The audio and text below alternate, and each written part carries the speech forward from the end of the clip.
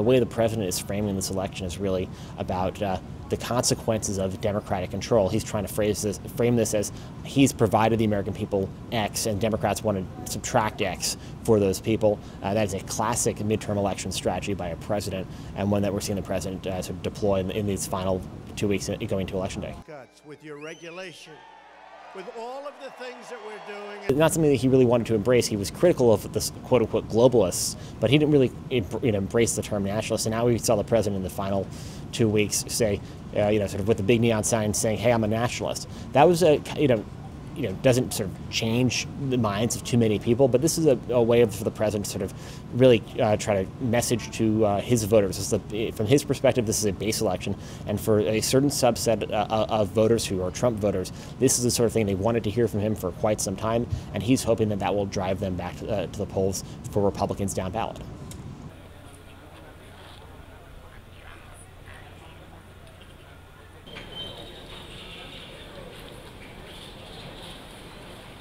The caravan starting up a month or so before an election has really been a gift for the president. It's allowed him to bring back a lot of the rhetoric that he used in 2016 that animated voters to the polls.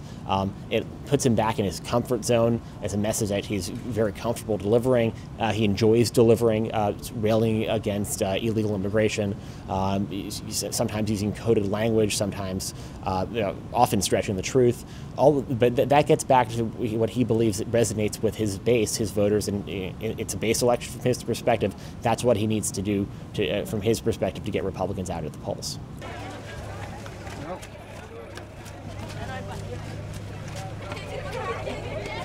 So the president, sort of in the final weeks of the campaign, and has been talking about this on and off for months, saying something was in the works that would do this, would extend some sort of permanent middle-class tax relief.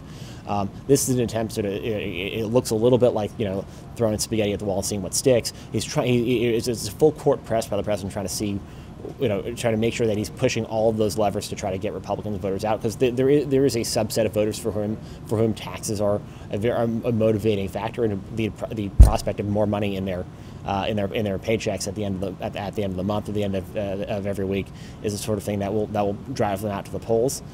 As of now, though, that's a promise that has really no chance of being fulfilled, certainly before Election Day, and even if you look at it into the lame duck, will be a very challenging thing to do as people start looking at the consequences of the first round of tax cuts. Go ahead, film that quality.